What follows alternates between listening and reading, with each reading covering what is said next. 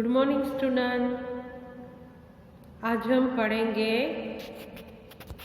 Standard 6 subject Hindi chapter number 2 अनूठे इंसान। इसका साहित्य प्रकार है प्रसंग वर्णन। बच्चों, यहाँ पे दो महान व्यक्तियों की बात हमें की गई है। ये जो मैं आपको फोटो दिखा रही हूँ, आपको शायद मालूम होगा ये किसकी फ़ोटो है।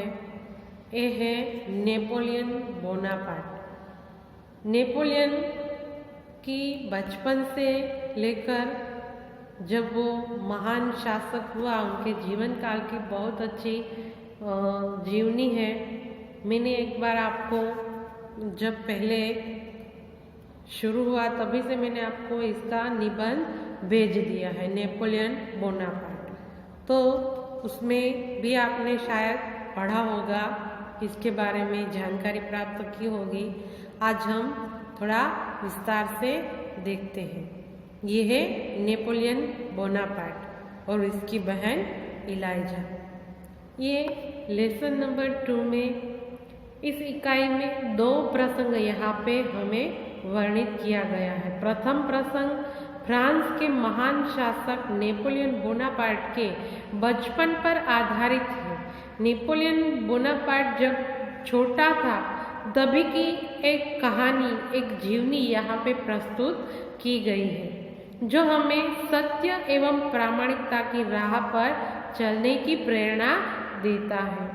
जबकि दूसरे प्रसंग में केरल की देशभक्त लड़की कौमुदी के सच्चे दान का निरूपण किया है। यहाँ पे दो प्रसंग हमें पढ़ने हैं। पहला प्रसंग हम नेपोलियन के बारे में जानकारी प्राप्त करेंगे। ऐसा था नेपोलियन कैसा था, उसके बचपन की कहानी यहाँ पे प्रस्तुत की गई है। यहाँ पे फ्रांस के शासक नेपोलियन के बारे में, उनकी प्रामाणिकता और सच्चाई के बारे में हमें जानकारी प्राप्त होती है। कैसा था नेपोलियन, हम देखते हैं। नेपोलियन जब छोटा लड़का था तभी से वह सत्यवादी था। क्या था? सत्य बोलने में हमेशा रुचि रखता था, सत्य का ही पालन करना। एक दिन वह अपनी बहन इलाइजा के साथ आँख मिचौली खेल रहा था। एक खेल खेल रहा था। कौन सा खेल? आँख मिचौली। इलाइजा छिपी हुई थी और नेपोलियन उसे ढूंढने के लिए इधर उधर दौड़ रहा था, हाइड एंड सीक खेल रहे थे।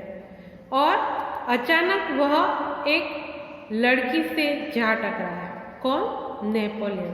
नेपोलियन एक लड़की से जा टकराया।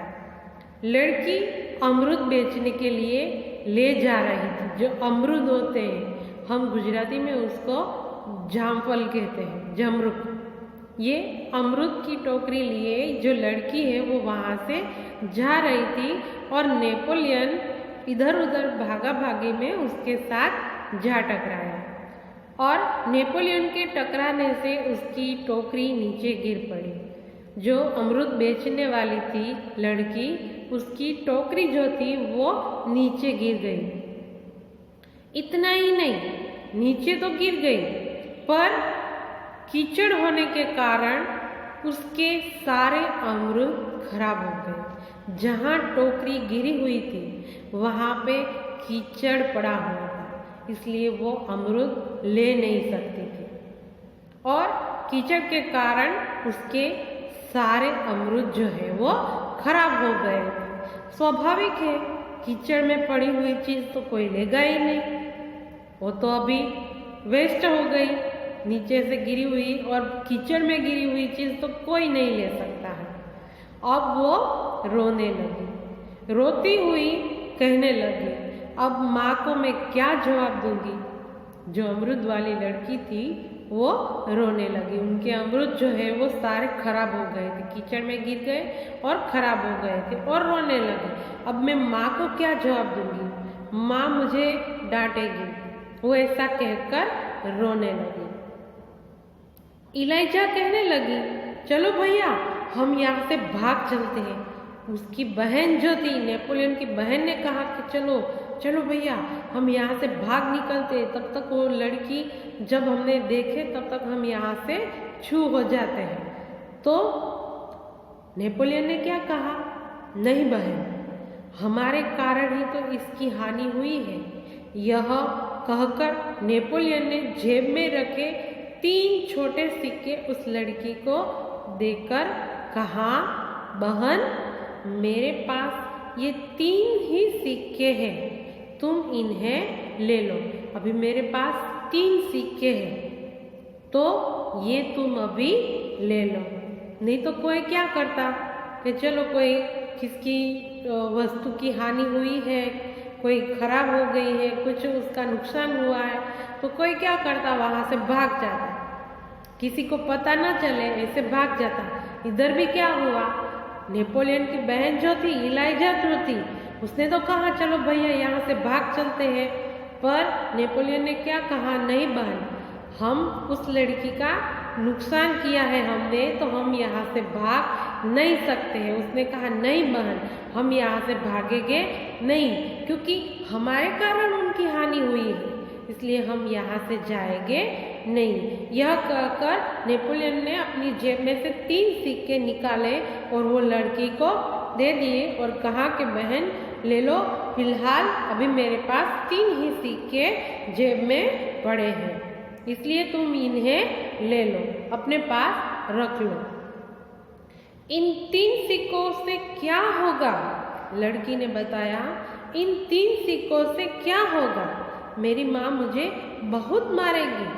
अब मैं क्या करूँ कि इन 3 सिक्कों से मैं क्या करूँ, इतने सारे अमरूद 3 सिक्कों में बेच दिए मैंने, अब तो मेरी माँ मुझे ज्यादा डांटेगी, मैं क्या करूँ, मुझे बहुत मारेगी।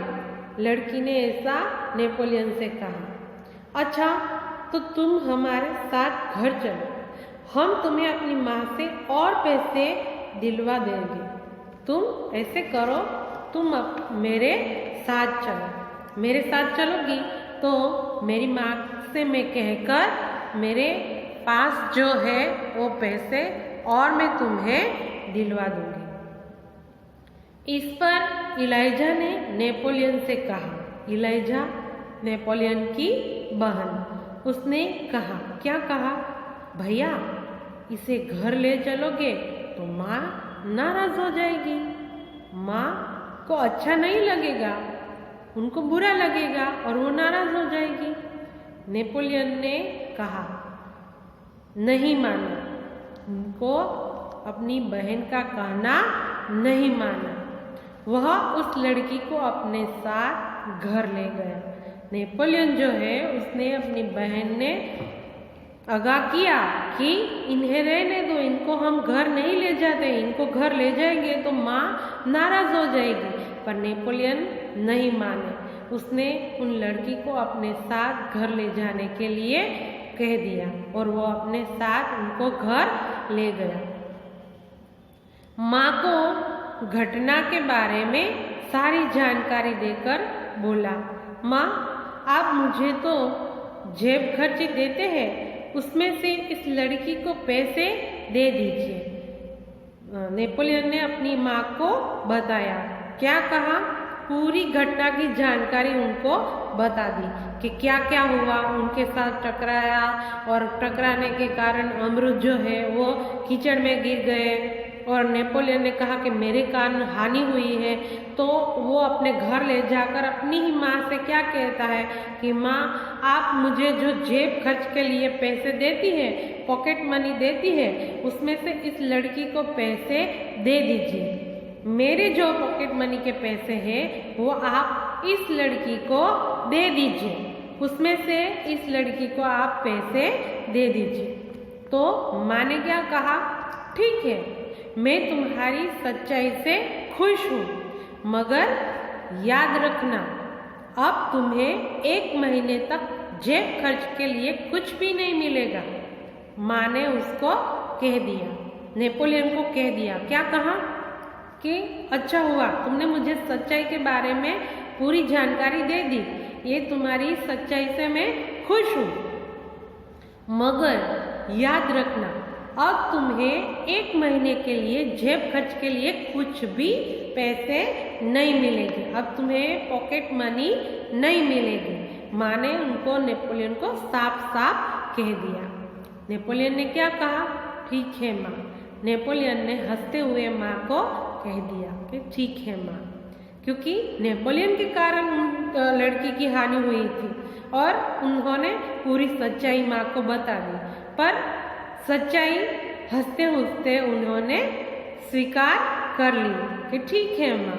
नेपोलियन ने उनको बता दिया। माँ ने उस लड़की को 2 बड़े सिक्के दे दिए और वह खुश होकर घर चली गई। वो लड़की खुशी खुशी घर लौट गई। नेपोलियन को धक्का देने की सजा तो मिली, परंतु सत्य के पथ पर चलने के कारण उसे यह सजा भुगतने में भी अद्भुत आनंद आया, क्योंकि उनको जो सच्चाई थी उनके कारण उनको ये हानि हुई।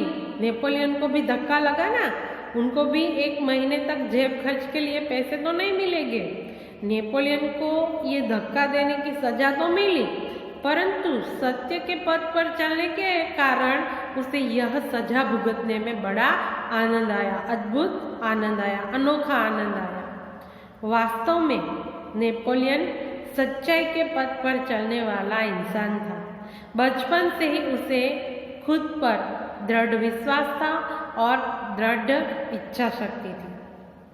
तो ऐसा था नेपोलियन के बारे में हमने बहुत सारी जानकारी दी।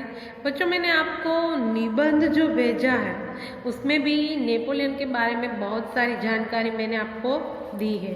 वो भी आप 3-4 बार पढ़िएगा, बार बार पुनरावर्तन से हमें ज़्यादा याद रह जाता है। तो अभी नेक्स्ट सेशन में हमें दूसरा प्रसंग, इन्हीं लेसन का दूसरा प्रसंग हमें लेना है, सच्चा दान। तो वो जो है वो हम नेक्स्ट सेशन में पढ़ेंगे। आज के लिए इतना ही। और इनकी जो PDF आएगी वो बच्चों आप वर्कबुक में लिख लीजिएगा, और ध्यान से मैंने जो निबंध आपको भेजा है वो आपको फेयरबुक में लिखना ही है। समझ में आ गया? ठीक है, आज के लिए इतना ही। तो नमस्ते, थैंक यू।